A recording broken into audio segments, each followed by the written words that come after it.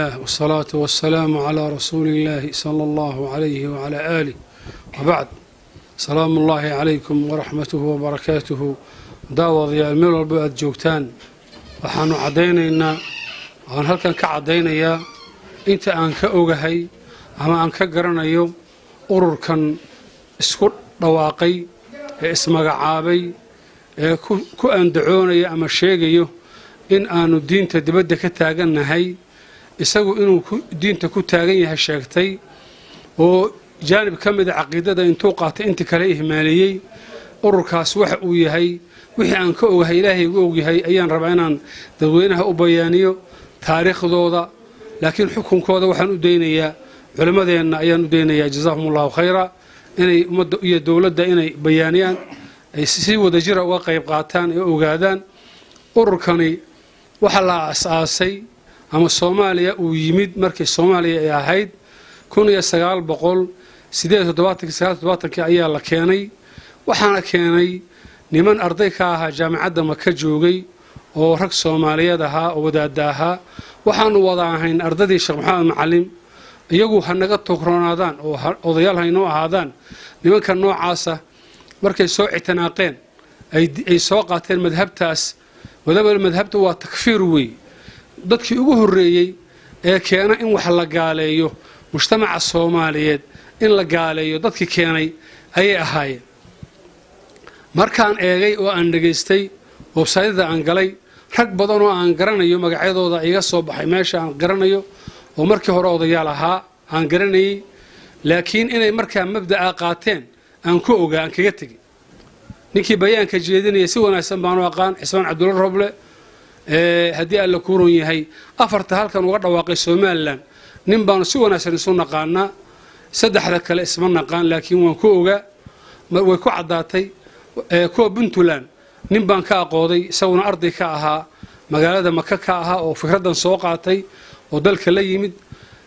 afartan ka sano ay lahaayeen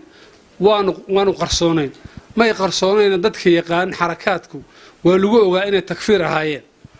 waliba waxaan idin sheegayaa ninkan hadda ay sheegteen ee Mustafa la leeyahay joogo meesha la yiraahdo Masar kaga dhawaaqay ninka isaga ah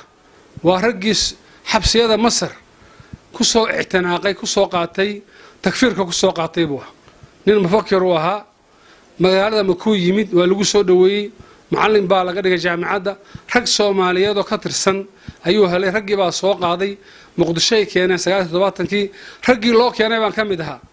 ragii diiday baan kamid ahaa markay noo keeneen fikrad faasida inay tahay oo diinta asal ku lahayn oo khilaafsan aqoonta saxiixa ah ee Nabi Maxamed alayhi wasalaam uu nooga tagay iyo saxaabada salaf hadii umma ay nooga tageen ahlu sunna wal jamaa ay leedahay saxda ah inay khilaafsan tahay markaan ogaanay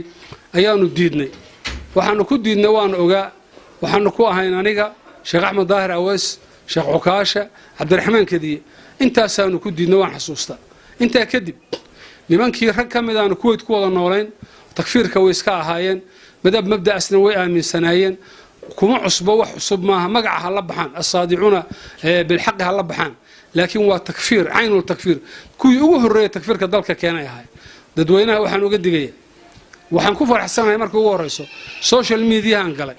nimanka markii ay soo baxeen taaliiqaadkii laga baxshay wuxuu ahaa taaliiqaad dhab u ah inay takfiir yihiin baa laga baxshay taa lagu ogaado nimankaas waa takfiir afar nin oo kamid ah dalkan halkan magaaladan wadankan jooga afartaba waa la yaqaanaa garanaysa niman maal qabeel ay leeyihiin niman xarakiin ay leeyihiin laakiin waxaan Ilaahay ugu mahadinayaa wax culimo ah oo macruuf oo mashhuur oo la yaqaan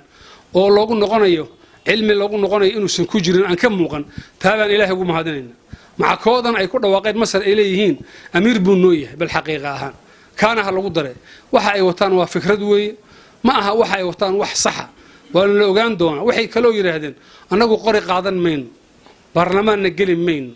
waa runtoodo haday noo helaan awood nooga helaan ay maanta ay awood ay helaan madax noqdaan illan wala dimma nimankaas waxaan hubaa khawaarij asal inay yihiin oo dadka layn doona marka waxaan dadka uga digaya oo Ilaahay la hortagaya oo u sheegaya nimankaas inay takfiir yihiin caynu takfiir masar bay ka soo bilaabatay ninka mustafa la leeyahay baa keenay caruurtaas dhalinyarada Soomaaliyeed buu ku soo shubay dalka waxay ku timid barigii siyaad baray timid